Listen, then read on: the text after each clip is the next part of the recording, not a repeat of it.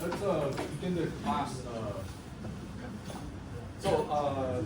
My way of doing lecture is if I'm done early, we get the class finished early. Okay, so let's get this done so that you guys can do whatever you're doing the remaining of the day today. Okay. If you still have questions about submitting proposal, you can come and talk to me, all right? Now, for this class, if you have a specific agenda that you want to learn something, or there's some requirement from the instructors, please come and talk to me. I don't like surprises, so never try to use an excuse telling me that, hey, I didn't learn anything, or this class was boring. You have to come and talk to me, right? I'm not your babysitter, right? All right, so moving forward this is a very common microstructure you will see when you do material processes. On the left-hand side, this is a tungsten thin film. You can see lateral microstructures very nicely. And on the right-hand side, this is a lead titanite particles. I purposely want to show you something a non-spherical particle, right? So you can see we have a little cubit little thing. And then bottom here is zinc oxide rod. Again, I did it purposely not to show you spherical, so these have like a long elongated rod over here. So what's really going on? Like, what's the catch? Why am I doing this? Is you read the sentence over here is that by now we already determined that a spherical particle minimizes the surface energy associated with a given value of material. That's what we have done in the last period of the class. So what is going on with non-spherical particles? Why isn't our thin film flat? What are we missing? So one important catch is that we have to understand for crystalline material, the surface energy is not necessarily isotropic. So some material, a lot of material, as a matter of fact, is not isotropic. So with that consideration is that some crystallographic plane may have a larger value of gamma, the surface energy. This is a typo. Right. So this is gamma than others. So crystallographic plane may have larger value than others. Okay. So this is another reason why in nature you don't typically always see spherical structures. You see all different kind of topology going on. So this is a schematic I'll talk about next week lectures using the Wolf theorem to explain why we have a particularly microstructures we obtain when we see through SEM microstructures. So on the right hand side, this is a octahedral microstructures, and what interesting is that I have labeled 111. 111 is the face direction, it's the face, all right? Supposedly, all right? And 100 is sort of neighborhood faces. So according to what we have learned is that supposedly, ideally, you always want to minimize your surface energy, right? So if you're comfortable that 111, that atoms that reside at 111, ideally you want to continue to grow 111 since the phase is stable, right? So if everything is ideally, you're supposed to have 111 that continue to grow, and then on the other side, continue to grow and on the other side. So eventually, ideally, what happens is you're gonna get like a tip of a cubit or octahedron, spherical octahedral structure. But actually it's not. What you see right now is that instead, this is being cut off, and then you get a 100, right? 100 phase. So it just happens that because that at 100 phase, that plane of atoms has a lower surface energy compared to 111.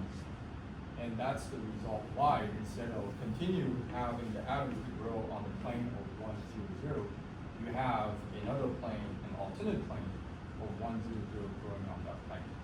Another thing to kind of recognize is we learned diffusion, right, on 2 weeks ago. So for atoms to travel on the same plane of 111, the atoms can move around. take longer time. Right? It takes longer time to move, right? And that results of more energy to grow on one plane.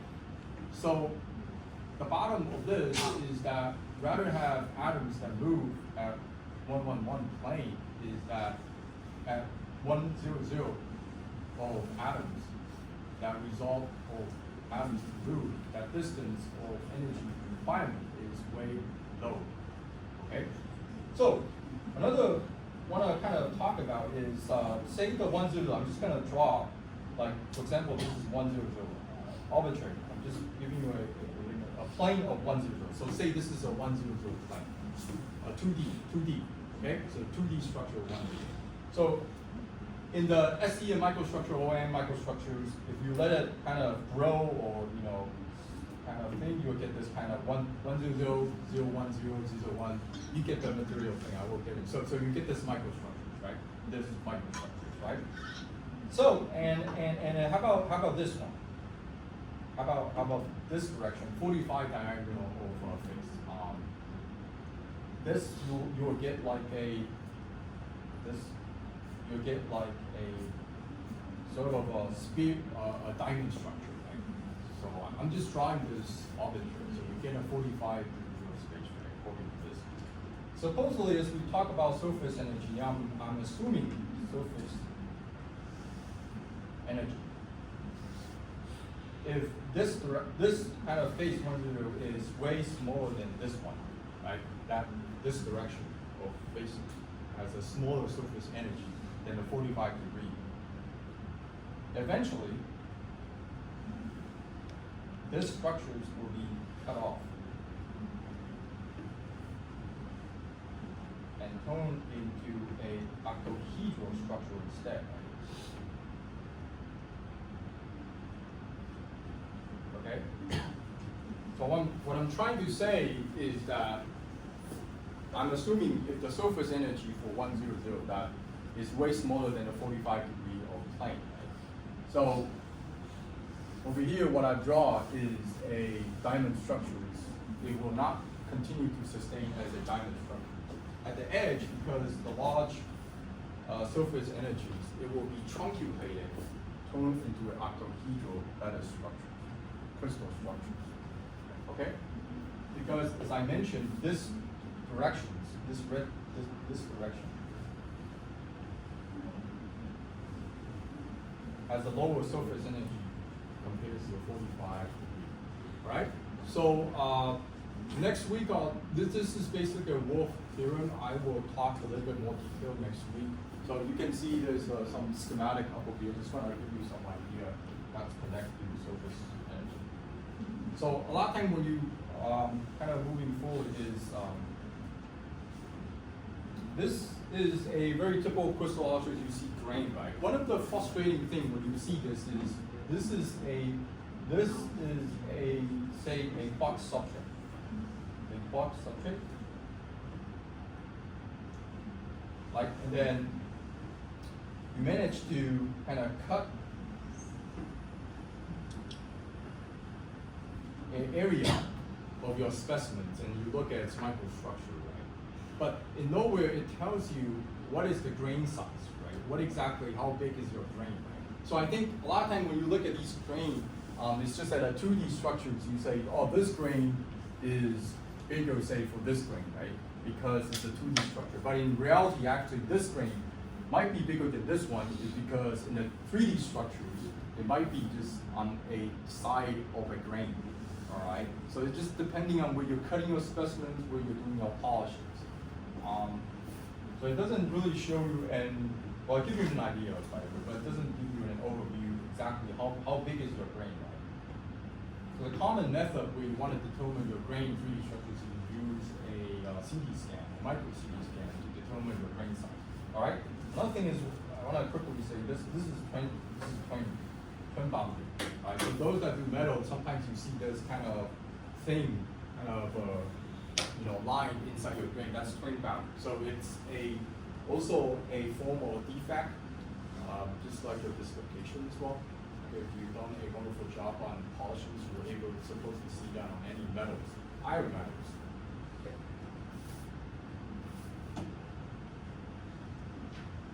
Yeah, so another thing I want to talk is,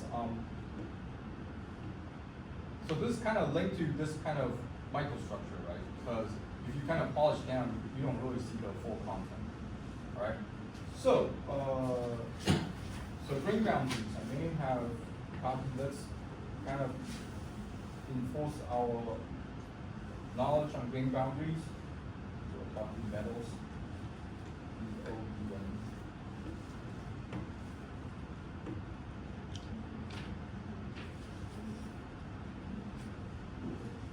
So boundary. So it's a solid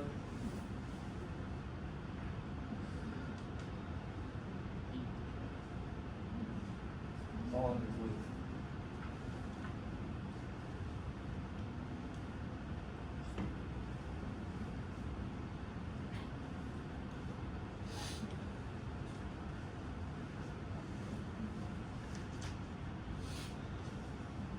Misorientation cross.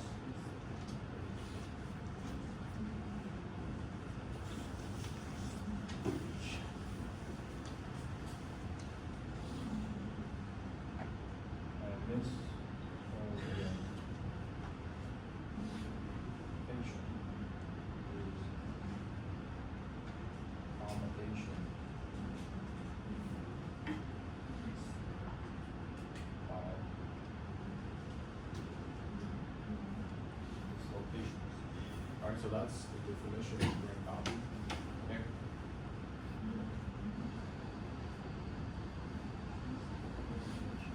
We have everybody in the class right now. I think some of you reach out to me already about your proposal. So while you're copying this down is if you have research that's related with phase transformations, or if you have problems with your research, I'm more than happy to talk to you. Here's the thing I would give you guys as kind of advice is that the most important thing is to graduate, okay? So nothing is more important for you to graduate, all right? So that's real, other is fake, all right? So you get your diploma, you get out of here as soon as possible, okay? Nothing, whoever who tell you that as promising, that's all unrealistic, all right? At least from my opinion, so just graduate, that's the most important thing, all right? So hopefully my class helped you to learn something. Okay, so grain boundary. So if you look at next slide, I will move is give you some idea of different what exactly is boundary, low angle, boundary or high angle boundary. Over here on the next slide is just a low angle tilted boundary. All right, and then this dislocation. So this is edge dislocations. For those that doesn't know, so we have edge dislocation and screw dislocations. Trend boundary is also a defect as well. That's part of it. Okay.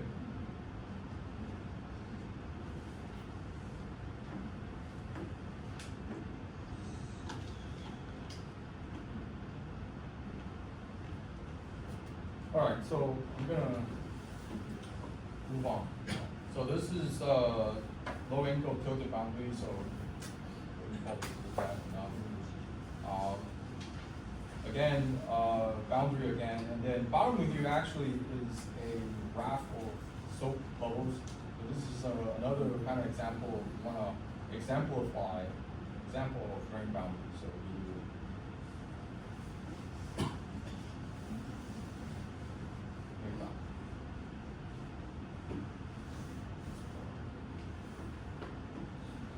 So yeah, so I mentioned this over here. This is solid vapor interfaces, right? So again, I want to quickly write something for solid. The solid is just what you at the end is you want to interfaces.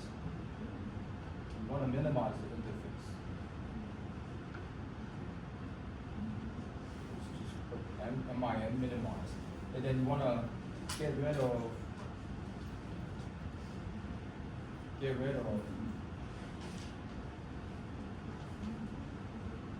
grain boundary.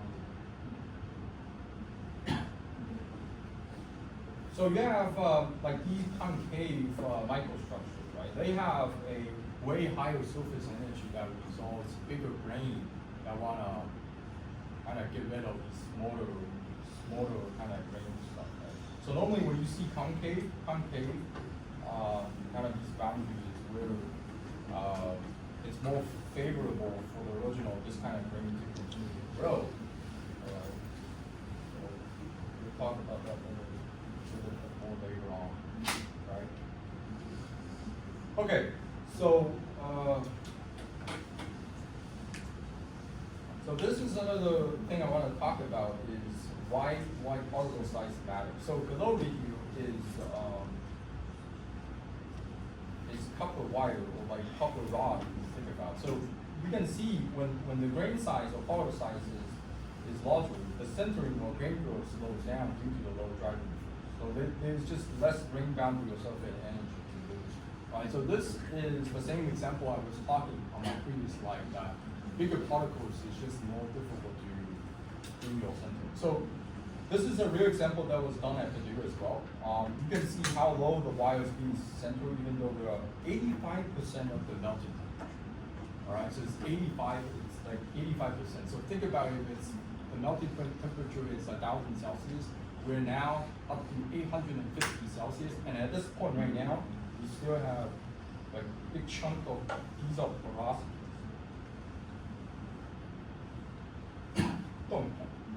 Alright. So how big are these rods or like wires? You can see it's about 1.0 like 0.018. So that's like 128 micrometers or about 1/5 of your hair. Okay, so it's way smaller. Right? It's way smaller, but it's not small enough to, do your centering, closing up these velocities.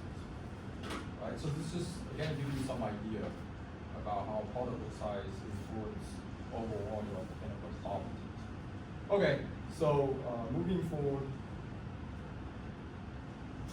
is interface boundaries. So you have coherent interfaces. So why is this important? If you do like sputtering, PVD, CVD, you will have these equitaxial growth of grains or coatings on your substrate, right? So these are very common. So you have a coherent interface of PVD, CVD.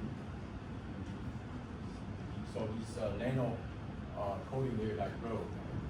Bottom is the strain coherent interface. So this is where normally when you do this, when you have precipitation happening, or you're doing some heat treatment that have precipitation, right? So like for example, copper, aluminum copper, right? These precipitates, right? So these precipitates are these, when you have a phase structure, so there are these precipitates.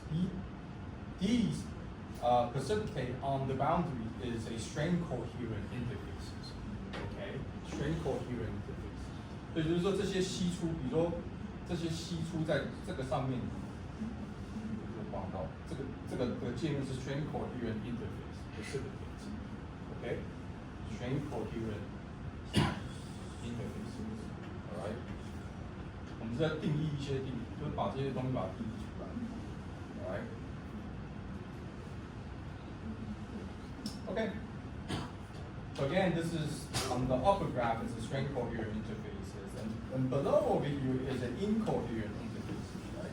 Incoherent. So what happened is, to recall your fundamental material is that if today you have precipitate and then you hold your temperature long enough, you will have aging, right? All right. 所以 aging 中文是叫什么？叫时效硬化。啊，你就很无聊，你就继续只给它10分以后，你就变成叫就过时效。那过时效以后，它的那个析出的东西，它的那个东西，其实如果你去给它打硬度，你析出去打硬度，时效都打硬度，然后过时效去打硬度，你就会发现你的硬度，你的硬度的值会呈现一个这样的值，叫 hardness。然后你的时效在这里的时候是一个最高，然后这边是过 over aging， 然后这边是 aging， 对吗 ？So switching back is so where do you see incoherent interfaces is after when you see overaging 过时效的时候，它那个吸出的东西跟原本母材的那个界是所谓的 incoherent interface，OK？、Any questions so far? Any questions?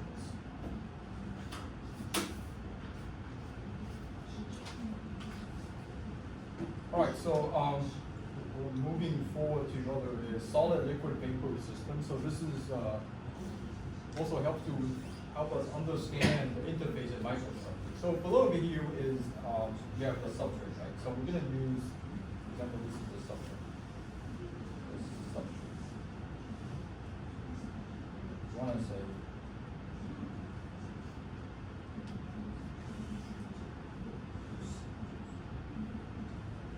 And then this is A, right? And then liquid. Right? So LIQID, liquid. Okay. So over here, this is gamma. So it's a solid liquid, and then gamma solid vapor, and then liquid vapor. That's the gamma value. So theta is the contact angle. So if theta is larger than 0, we have non-wetting, and then theta 0 is wetting. So this is an important angle that I think in the department we have this device to measure the contact angle as well. So sometimes there's some English terminology we should know. So if non-wetting, we call this hydrophobic.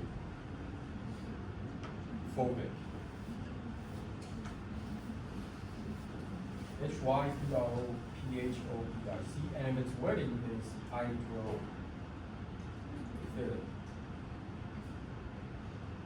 hydrophobic and hydrophilic, right?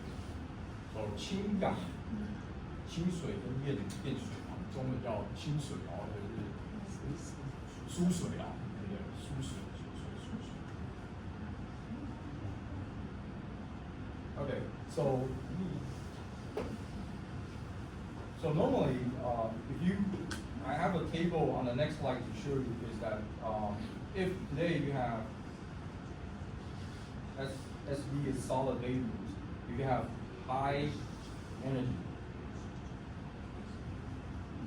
meaning that the theta is smaller than 90 degrees, and that's hydrophilic.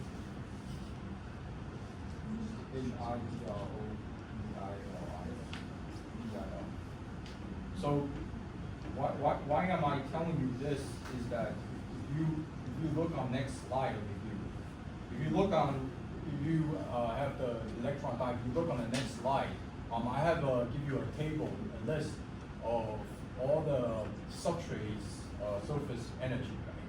So the higher of the surface energy, basically what it is telling you is hydrophilic, right? So hydrophilic is wettable. So if you try to have something that's coated on the surface, or you have a drop of water, it's very wettable on its surface. These would discuss how to do this. Okay?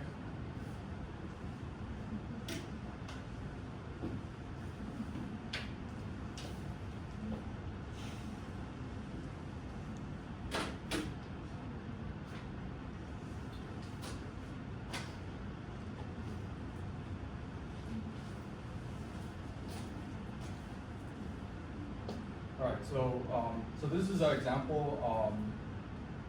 You can see this is the gamma SD, so it's surface energy. So this is surface energy. So what you see over here is the higher the number that's shown on this table, meaning that it's more wettable. 就很润湿还是湿润，还是可以润滑。So copper as the higher, and compared to the lowest over here, we have PTFE. That's 18, so the lowest, right? So if you think about if you have a drop of water that's kind of drop on the PTFE surface, it's not going to be wettable. It's just a very single drop of water like this, droplet, that's on the surface. Now, if it's coupled, what it does is it kind of all splash out into a thin film. Right? So what does this tell you? What exactly does this tell you? I think there's a lot of application for this. Learning the surface energy of the material actually help you to conduct your centering, and also help you to understand if you have why you have porosity as well. And I mean, if you're doing AM printing, like research graduate students, you're doing POP printing, you should know that on the platform you should have a higher surface energy compared to the resins, where you don't want to have the liquid sticking on the platform, on the resin reservoir. Right? So that's why we use PTFE on one side. And the other side, I don't know if you know, is that they use, I don't think they use aluminum. I don't think they use stainless steel, right? So I always keep saying is that for the printing platform, if you can swap or buy a copper tape and then tape it on the printing platform, it has a very high surface energy that helps to stick the printed substrate, printed specimen on the substrate. Okay, so over here, this is just again is how they measure the contact angle. I'm sure you can read that by yourself. All right, so there's a couple few equations we need to derive. Let's do that. So there's evidently there's multiple interfaces going on, right? Multiple interfaces. So this is through Young's equations. I don't know if it's the same people that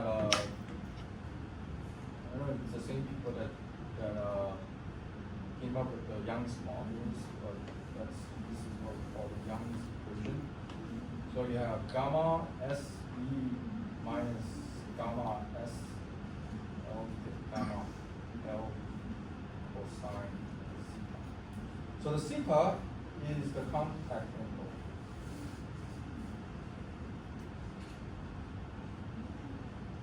Right? So if you kind of change this, you get gamma SE minus gamma SL divided by gamma LB. You get sine theta. Okay? So just a quick overview is gamma SB, it's bigger than gamma SL.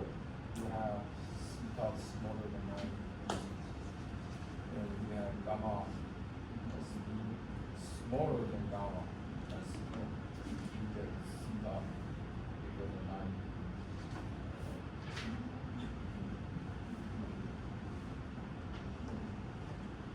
Gamma.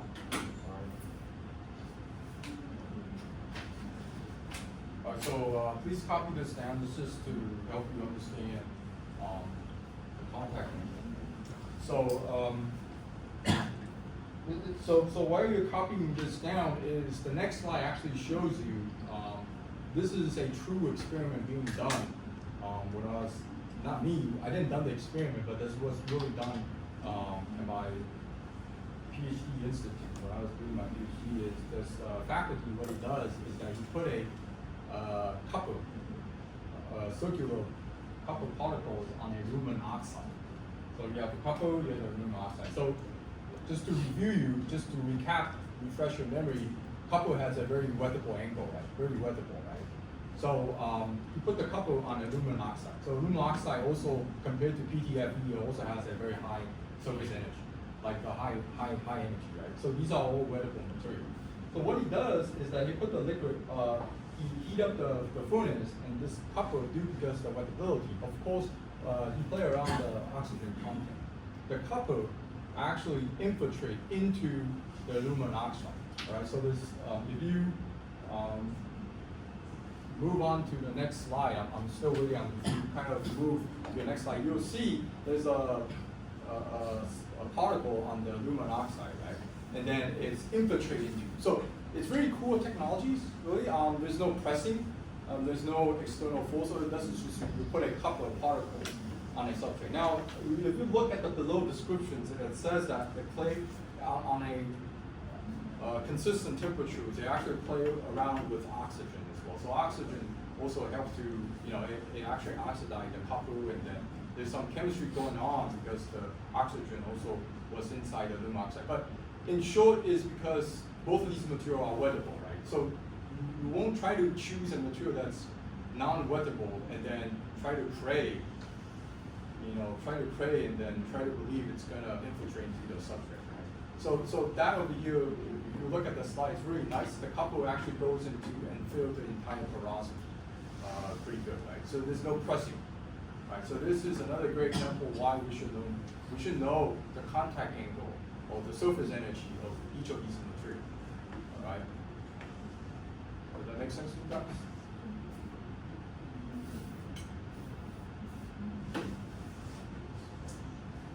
All right, so I just want to write a couple few words.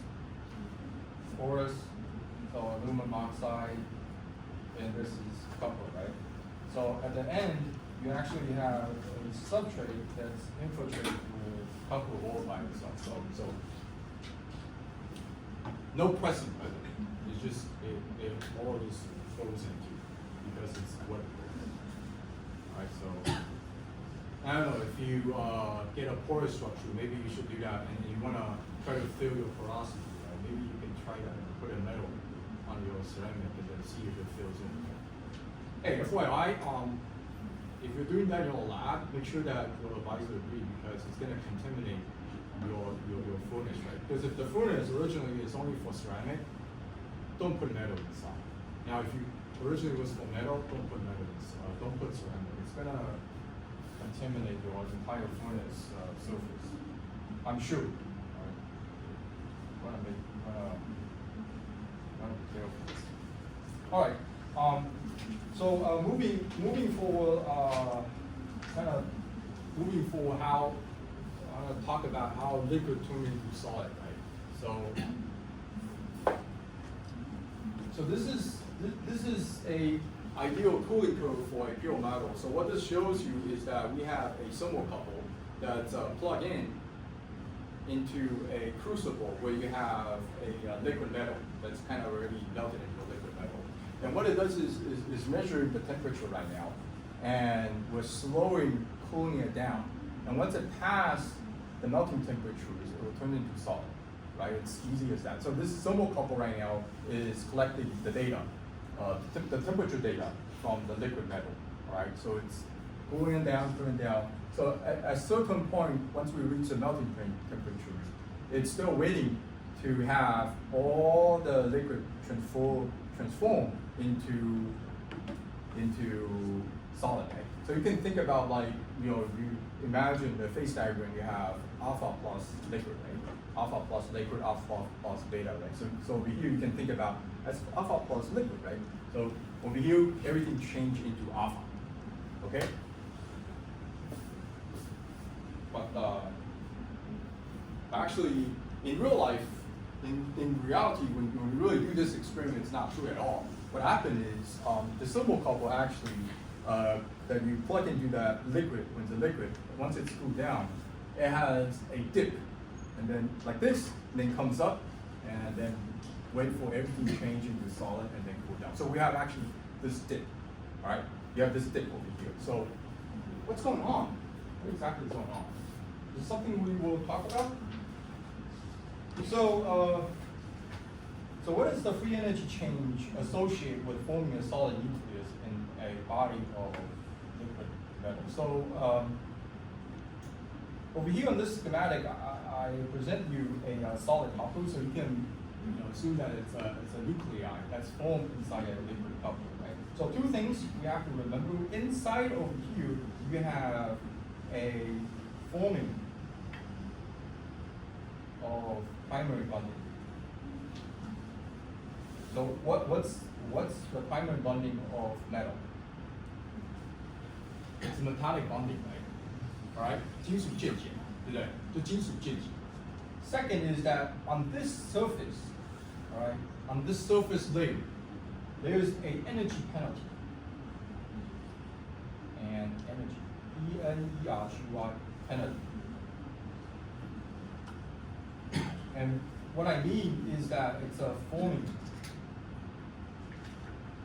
of solid liquid interface. So think about this is when you're cooling down, the solid is forming, right? So there's the metallic bonding inside, and I also mentioned that in ideal conditions, it's supposed to be spherical, right? So it's spherical. Now the spherical, this surface, there's the liquid and the solid interface we also have to consider, right? So that's the interface. So it's the energy that we have to pay or provide to form that interface. So that's two things we have to consider, right? Good?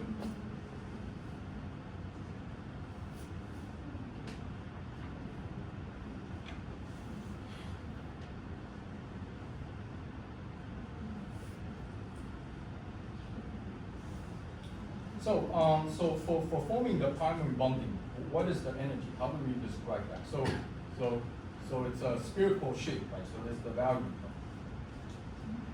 The value. So ES is just the value. I'm giving it negative for now, and then times Gibbs free energy, or in other words, the free energy, right? So right now we're considering this spherical, right? So nothing fancy. So this is just 3/4 of I R cubic. Well, this is how we describe the spherical, the spherical, the metallic bonding energy. Okay? So I want to spend a little bit of time to talk about GB, the Gibbs free energy, like what's going on. So I'm going to draw a little diagram over here. This y-axis is the G, and this is the T, that's the temperature. So what we have right now is we have these two curves. This is G sub L, and this is G sub S. And right over here, the cross line over here is the melting temperature, all right?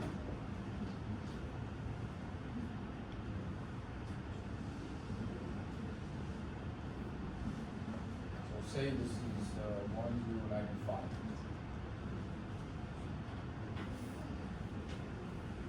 All right, so what's going on over here is if we raise above the melting temperatures, I'm sure that you already took thermodynamic, is that above the melting temperatures, GL is lower than GS, right? So I'm sure, so we will have a liquidous form, right? There's no, because this energy, or Gibbs free energy, is way lower than salt, right? Once we pass the melting temperatures over here, we have GS that's lower than GL, so we'll have a solid instead of liquid. Okay. Now the question comes into is how much have we undercooling past the melting temperatures? It is because the undercooling that provide the energy source that help the atoms to rearrange into a crystallographic structure so that it turns into solid. So again, this is, I'm not trying to confuse you or give you some philosophical question. Is that think about glass, for example. Glass is amorphous, right? Or you can consider that as just you have atom arbitrary alignment. There's no BCCFC structures. If today you go to a very old church in Europe, in European, you see this glass, it's just a very highly viscous liquid, right? The glass is just, you can see it's sliding like a viscous thing, right? So you can consider it as a viscous material, right? So this, below over here is a undercoat. And that undercoat provide the multi-undercoat that provide energies for the atoms to realign to turn into a crystal structures. So a few things I want to kind of talk about is the free energy. What I'm trying to say is the free energy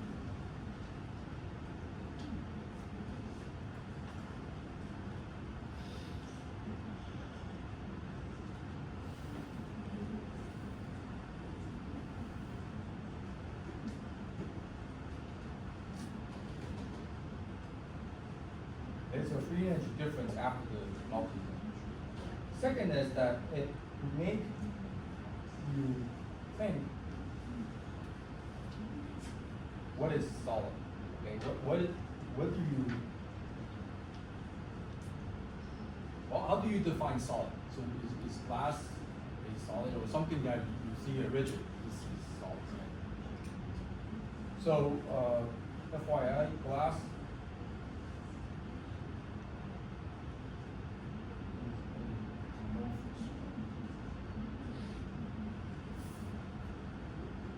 okay? So I want to talk about a little bit more about the GV term. So the GV actually is the delta E times Tm minus T. So this is this region over here divided by Tm. So what I'm trying to say is the Tm minus T is delta T. This is the undercooling.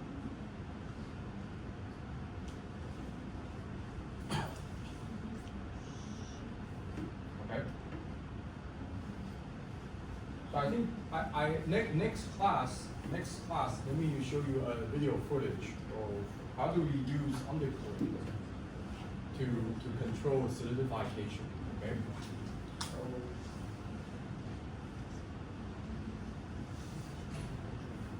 So what is so this is also defined is the Latin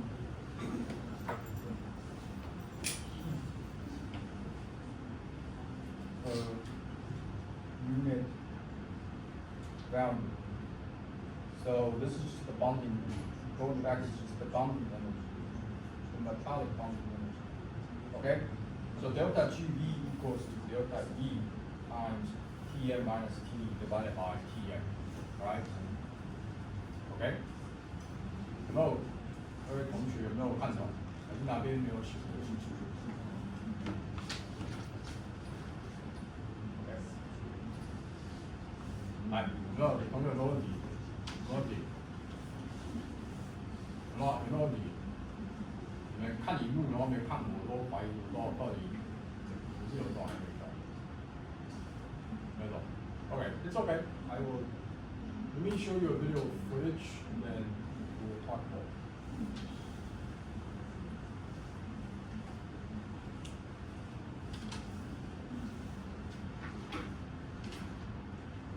So this is just the bonding energy, right? And then we haven't considered the interfacial energy, the liquid. So we haven't considered the interfacial. So let me jump back. So we haven't considered. So we're just right now we're talking this one. We haven't talked about this one. So the energy is the interface, right? So the interface energy is what's the spherical? It's 4 pi r squared, right? And we times gamma. That's the interfacial energy. So with that energy plus this energy, we're able to draw a total energy where we identify what is a minimum critical radius for a nuclei to grow inside a liquid, metal liquid. All right. Do you have questions? No. 我等一下再做一个总结，所以你们先抄。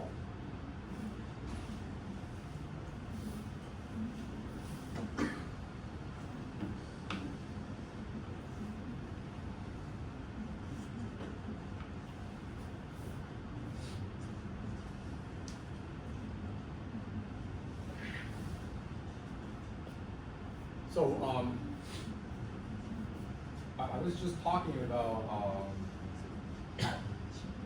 you know if you go to any old church, right? If you look at the glass, like this kind of glass, right? If it's set long enough, actually it's not gonna be like a rigid.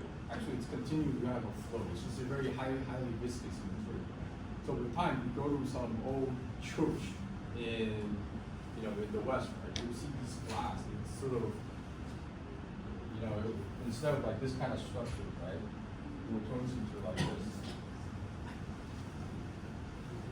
Right?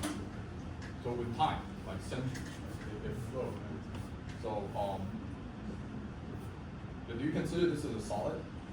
Or no? This is not really, it's not crystal like. It's like a liquid form. It's just a very slow motion of going. But I'm not the crazy person, right? If you go to 我不是疯子吧？如果你去任何一个欧洲很古典的教堂，你去看它的玻璃，你有没有发现它的玻璃其实它有点类似就是有点流下，它不是完整的像我刚才画的图一样，它有点类似这样流的。时间够久的话。Okay, so let's do a summarize. So the G total is 3/4 of pi cubed times delta GE plus 4 pi square gamma. So this term, this term over here is the interfacial energy. And this term is the bonding.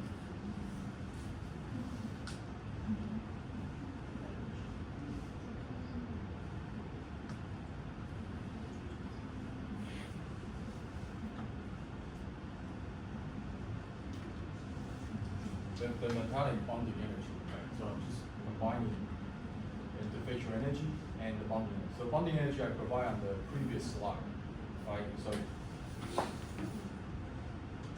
again, draw this. So this is the interfacial.